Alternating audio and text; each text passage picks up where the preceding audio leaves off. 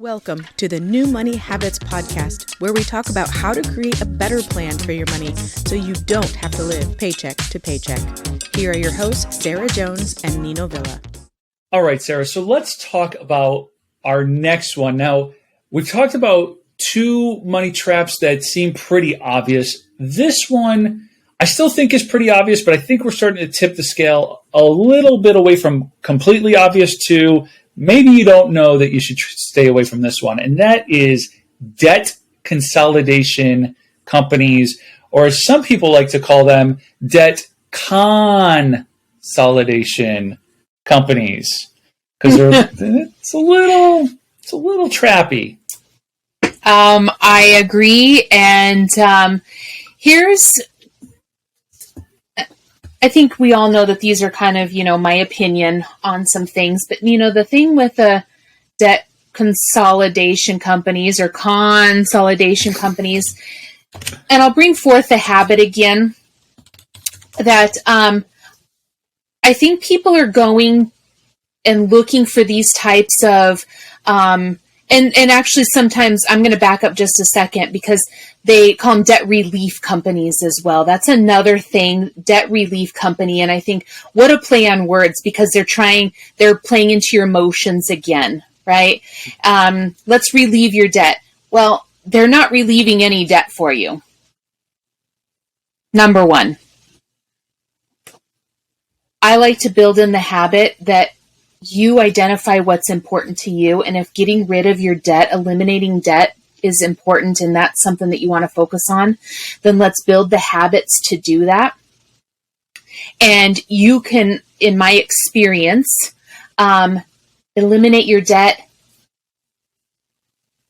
I'm going to say more effectively, more efficiently, and with less money than using a debt consolidation company or a debt relief company, as they are calling themselves now. You can do, every single one of us has the ability to do everything that these companies say that they're going to do for you. You can do yourself, and it's not that much work.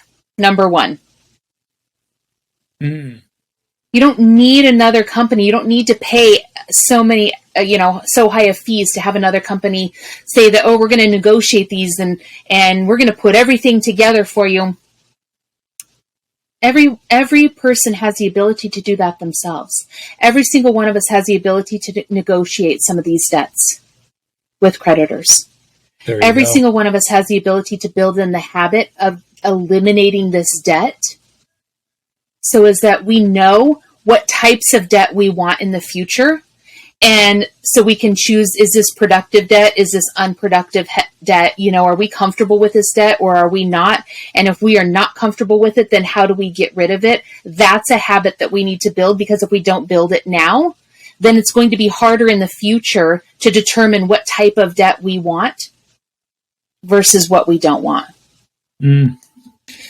Yes. So not for nothing, but we're called the New Money Habits Podcast, right? Let's focus on the habit here for a moment. Mm-hmm. My biggest complaint about debt consolidation as a theory, whether it's a debt consolidation or relief company, or sometimes if you're taking out like home equity line of credit to pay off consumer debt, whatever. This idea of debt consolidation, where we're consolidating all the debt into like one thing, I actually am not totally against the idea, the concept, except for if we haven't built up any habits around how we manage our debt, then putting all your eggs in one basket and playing the shell game and taking it from over here and putting it over there does absolutely nothing if you have changed none of the habits, and all you end up doing is, now that you have everything consolidated over here, you start to go and acquire more debt over here. And so in theory, this is where, it's, for me, debt consolidation is not a trap in and of itself. If I've worked with a client and we have really established good habits around eliminating their debt and not acquiring any new debt, and then there's an opportunity to maybe consolidate and get a better interest rate so that they can then achieve their debt elimination even faster, I'm all for it. We're not going to use one of these debt consolidation companies to do that or anything like that. I'll give you a couple of examples. One, with my wife and I and our student loans, because the way student loans are made, they're made each time the bank needed to send the school more money. Well, if you're going to take fall classes, you get a disbursement in the fall. And if you take spring classes, you get another disbursement in the spring. And if you take summer classes, you're going to get another disbursement there. So what happens is over the course of 1 year, you could have as many as 3 different student loans kind of become established. And so this happened. And so by the time I was done with all of mine, I had about 14 different student loans for my time in school. Well, each one of those loans had its own interest rate, its own repayment period, and all these different things. And so some of them were as high as 6.5% interest, and some of them were as low as maybe 4.25% or something like that, but somewhere in the 4% range. So between 4% and 6.5%. And when I started my new money habits in 2012 and I started paying down my consumer debt and then shifted over to my student loans, I was paying them off individually. And I had really built up a habit over the course of 3 years or so where like I got it. Like I'm paying these things off. I listed them smallest to largest. I'm paying the smallest one off first, and then I'm rolling that payment and the minimum monthly payment to the next one. I was going through what is affectionately known as this debt snowball. But then there came a moment where there was an opportunity. I saw an opportunity. It was an opportunity to consolidate all of my student loans into one loan and take the interest rates that went from, let's say, 4.5% to 6.5%, and I got to consolidate them into a loan for 3.25%. I had built up the habit. I'm paying off my student loans, and I'm not acquiring new debt.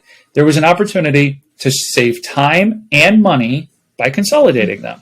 So consolidation is not something that I'm against. I'm against how and when we consolidate sometimes.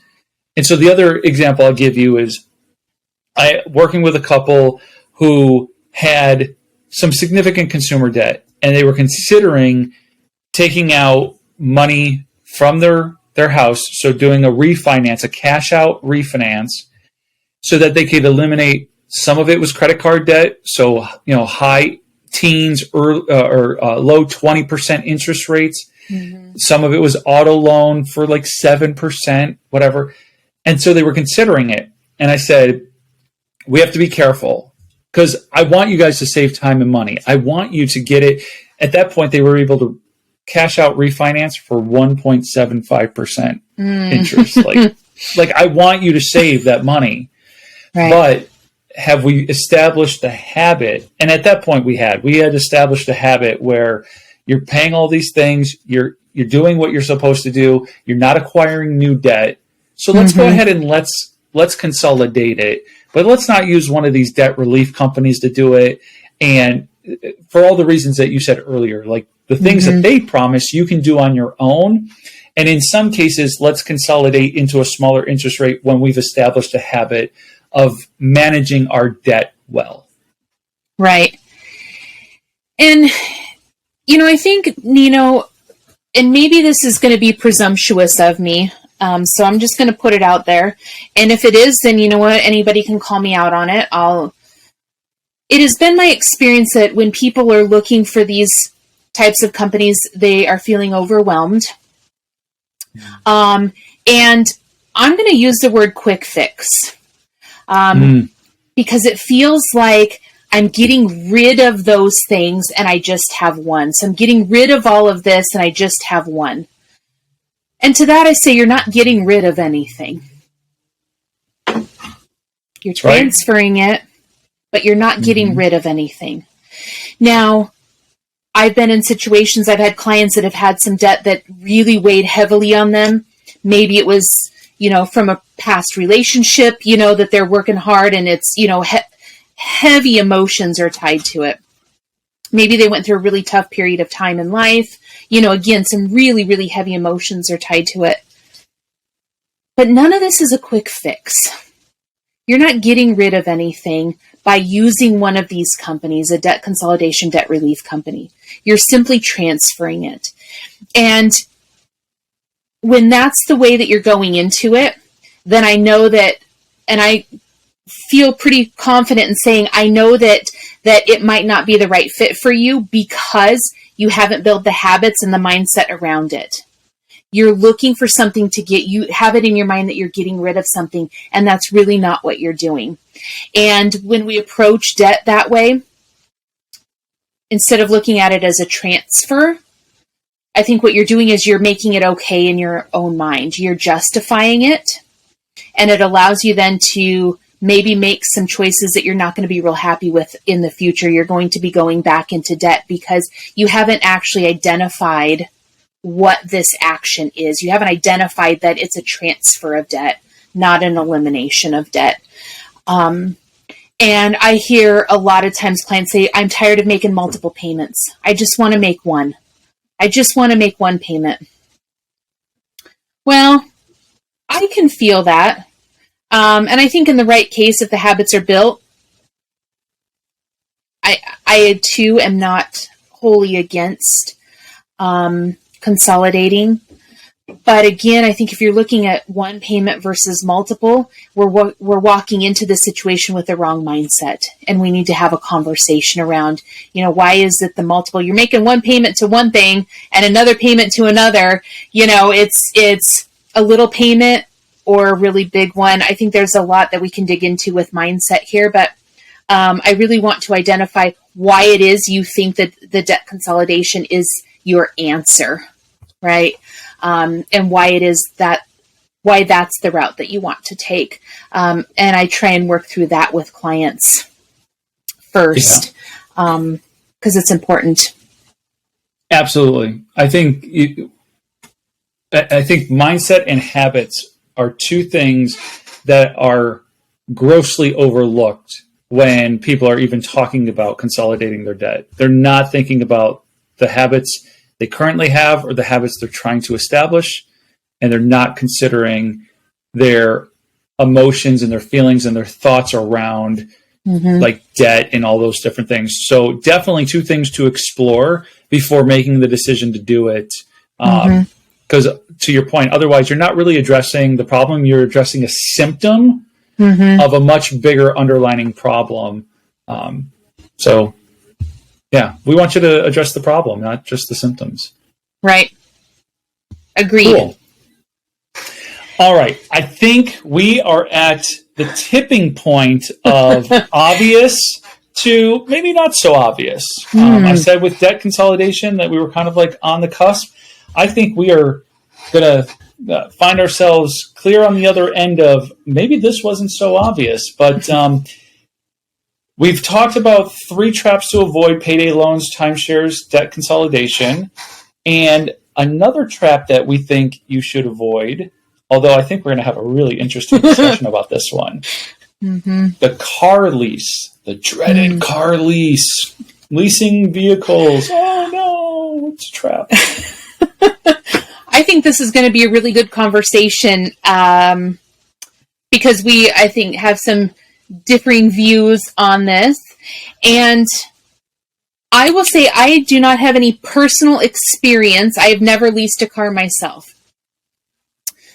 I have had some very close people in my life lease, so I've kind of seen some of their experiences through it, and I've helped clients work through their car leases. So that's where my perspective and my opinions come from. So I'm going to put that caveat out there. And truth be told, I don't care for them.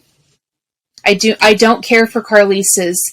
I feel that there are different ways to go about owning a vehicle. And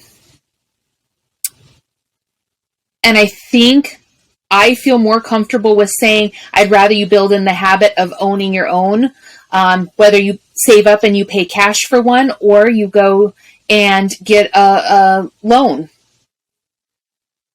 I would rather see clients take one of those two routes versus a car lease. And I'm really, really curious to hear your perspective on this, Nino, because I know that, again, they're different. Well, I was reading through the lines. You're like, I don't have any personal experience because I've never had a car lease, as if to suggest that I do. Oh, that's right. I have experience leasing a vehicle. Actually, my experience is relatively new. So, full transparency. Let me kind of start from the beginning. For me, I have always trumpeted I want to own outright. I don't want to have a loan. All these things that I heard from all the financial gurus out there about, things like leasing a car is the most expensive way to own and operate a vehicle, that, you should buy with cash, whatever. Okay. So when I first heard that, I trumpeted that. I was like, yes, I'm right there with you. But you know how we often say we got to meet our clients where they are? Mm-hmm.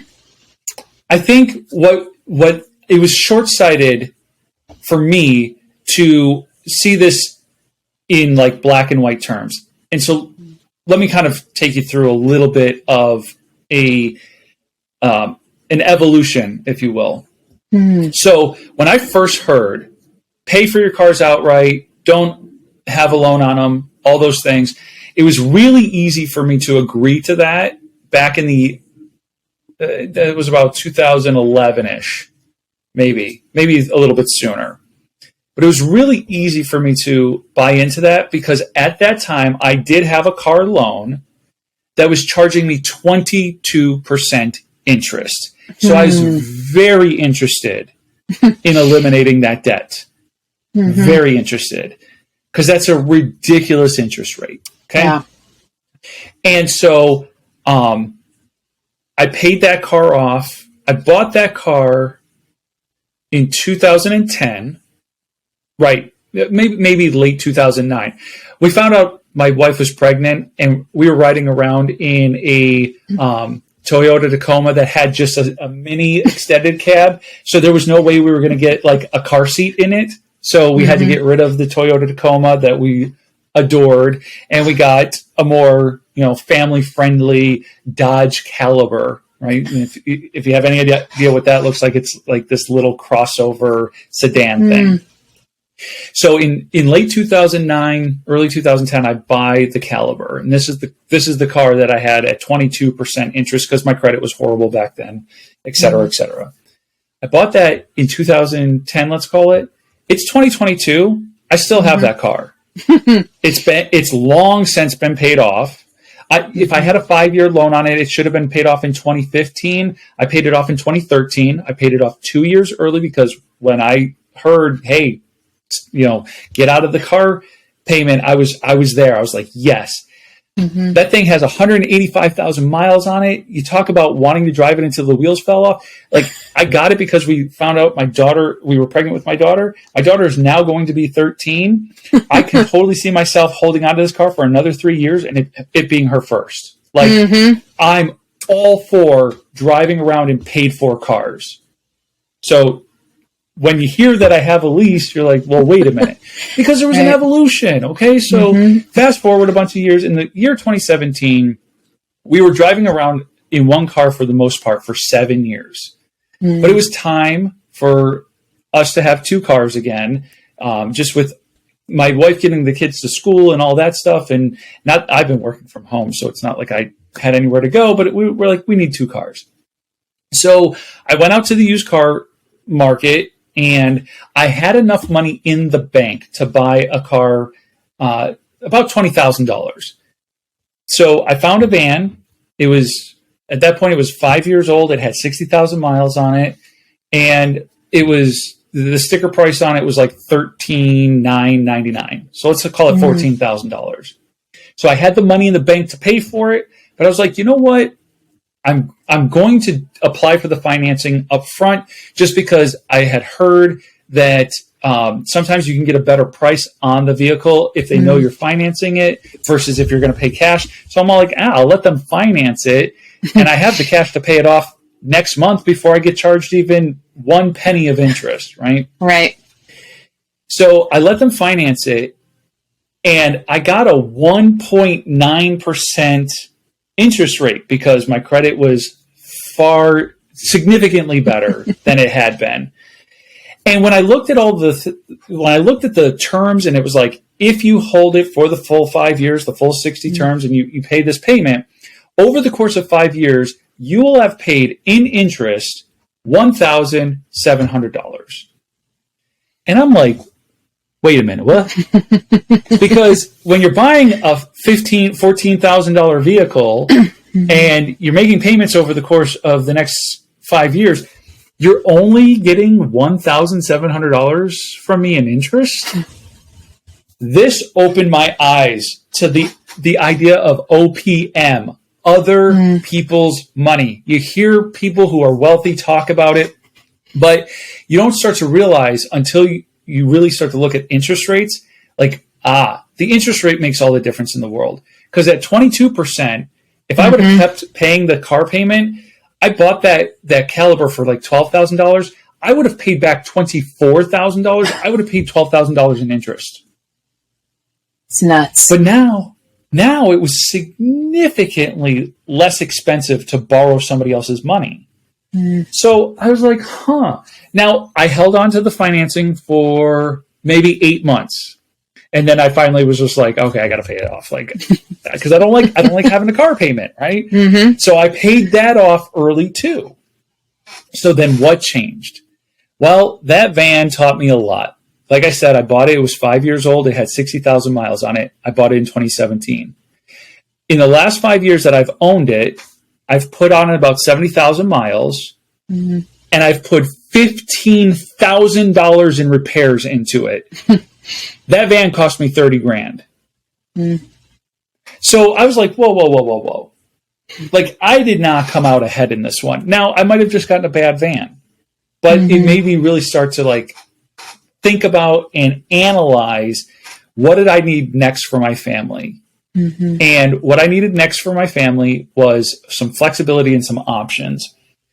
And if you take $15,000, if you take $30,000 and divide it by 60 months, because I've owned the van for 5 years and I've put $30,000 into it, 15 to buy it, 15 to repair it. If you do the math on that,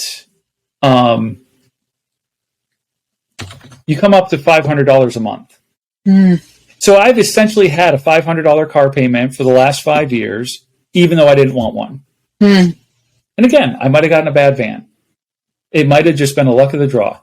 But I'm like, if I can afford $500 a month anyway, why not get something and lease it? Because I wanted to experience the lease. And I went and I got myself educated.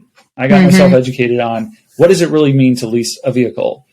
So the first number you got to be aware of is the residual value. This is the value that they think that the car is going to be worth at the end of the term, at the end of the lease term. Okay, so if you're buying, like, to keep the numbers easy, let's say you're buying a $20,000 vehicle, and they think it's going to be worth 10 in 3 years. Well, then you are on the hook for $10,000 over the course of the next 3 years. Well, take $10,000. Divide it by 36, and you have 277. That's how you get like an affordable, air quotes, affordable lease payment, right? Is because you're only on the hook for the depreciating value of the vehicle while you have it. So I was like, okay, that part makes sense to me. The next part is, instead of paying taxes for the vehicle, the $20,000 vehicle all up front, you only pay monthly taxes.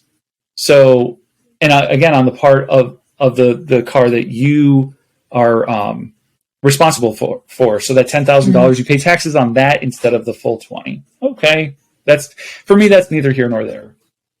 What really got me was, for the next 35 months, I own this car. See, leases, people think, oh, well, the company owns it. Like, in this case, it's a Kia. Don't come at me for leasing a Kia, but So many people think, oh, well, Kia owns the car for the next 3 years. No, they don't. I do. For the next 36 months, I own the car. So at month 35, I can do whatever I want with that car. If I want to sell it, and let's say they think it's worth 10, but in 3 years, let's say it's worth 12. I sell it for $12,000. I pay them their 10, and I just pocketed $2,000. It can happen the other way. Now, if it's only worth 8 and I sell it for 8, well, then I got to come up with $2,000 to pay them the 10 that I owe them at the end of the term. Mm-hmm. But I own it, and I can do that, and I can make that decision at the end of it. Now, if I just turn it in, if I straight up just hand them the keys and like, I don't want anything to do with it, now you have to worry about like mileage and other depreciating value, blah, blah, blah, blah, blah.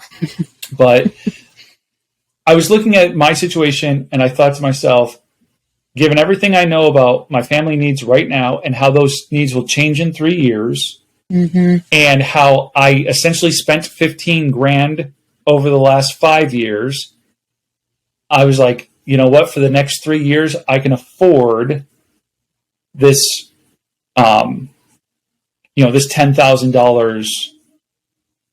And so I met myself where I am, right? Just like I say to do with our clients. I took all of this information into account to determine whether or not it was the right thing for me and my family. And who knows, in 36 months, I might be like, this was the worst thing I've ever done. But jury's still out. Right. So I have a couple of thoughts. I have a question for you. So let's just say we are living in crazy times with used car prices right now. So you said, at month 35, right? Maybe you sell it, and maybe you sell it for 15. You only owe the finance company, the dealership 10, so you get to pocket 5. What happens, say, in 3 months? Let's say you sell the car. Do you have the ability to sell it in, say, 3 months? So you've only kept it for 3 months? Yes. And can you pay that $10,000 right away, or do you owe that at month 36? So I can pay off the residual value at any point. In fact, I can refinance at any point. Like if the car went up in value, which is ridiculous to say. Like, trust me, I know how ridiculous it sounds to say that, but that's exactly what's happened with this car market since the pandemic. It's nuts. Ridiculous. So if it went up in value in the next 3 months, and again, if I can sell it for whatever I want, I just have to pay them what I owe them. So I would want to make sure I come out ahead. Now, because I'm also with a big asterisk, hold on. I would owe them for the residual at the end and any unpaid payments between now and month 36. Right? Because what they're expecting over the course of the next 36 months, they're going to get $10,000 from me. So I would owe them more than just the residual value. I would owe them the residual value plus whatever unpaid months I have. Does that make sense? Okay. It does. I just wanted to see if I was following, some of this as well, just to clarify. One thing that I think in the right situation, and if you're feeling really good about it, I still don't feel like it would be something that I would personally do right now. And I don't necessarily see that I always meet clients where they're at, and I want to be educated enough. And so thank you for this, because it's given me more information that I can have a more educated conversation with people that are exploring this option. It is still not my first pick.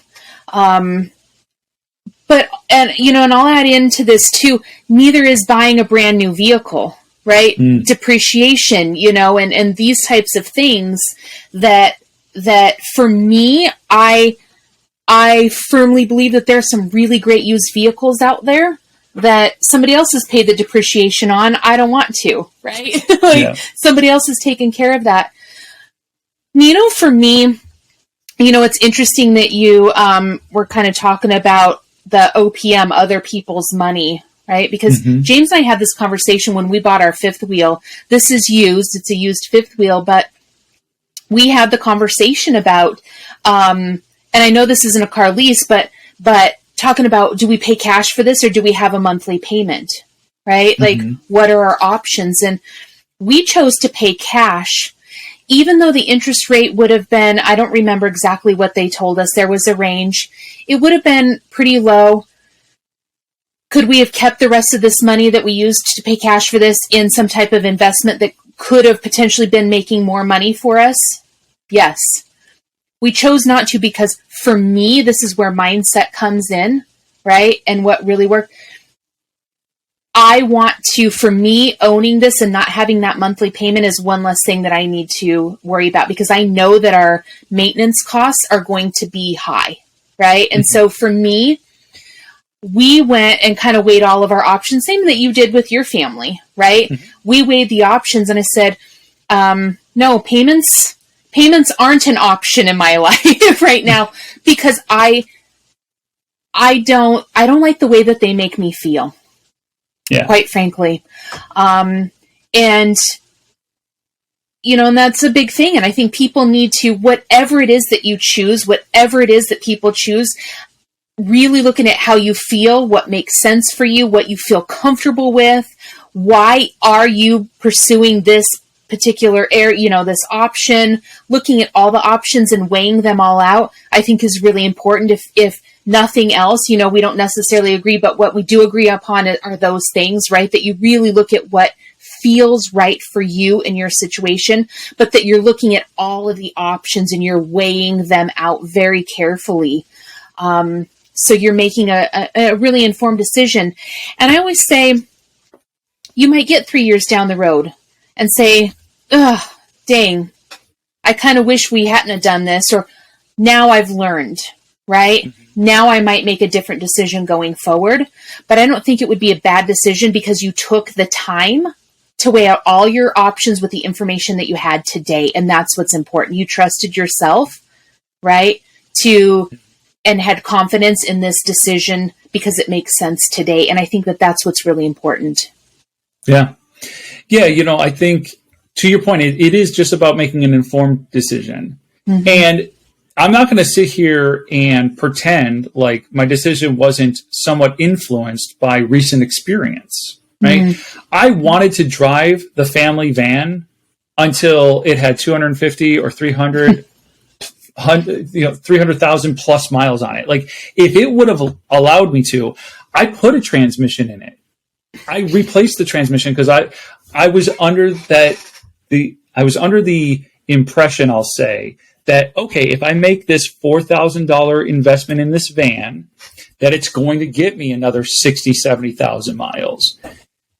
And the transmission was fine, but then there was this issue with the oil pressure, and the car was not accelerating properly because of something with the oil pressure. And it was another $2,000 job. And then there were some other things, but the latest one is it was running a little bit hot, and I take it to the same guy, and the guy's been real fair and honest with me. And he goes, I can't in good conscience tell you to make this next repair, because this van, every time we make the repair and we think, okay, we got it in a good place and it should go another 40, 50, 60,000 miles for you, you go 10 and it's doing something else. So I'm not going to sit here and pretend like that experience didn't jade me a little bit. And so one of the reasons, because I don't normally like a new car either, and especially with the way the market is right now, I used 20,000 and 10,000 to draw the example to keep the numbers, easy. But to buy a new car right now is like 40 grand. And I'm just not interested in committing myself to 40 grand. So I was like, I'll commit myself to a smaller portion of that over the next 3 years. And I'll make this lease agreement, because I also know for the next 3 years, if that car gives me even an ounce of trouble, it's covered. It's covered. It's not my problem. So see, that's okay. Sorry, I don't mean to interrupt you. That's okay.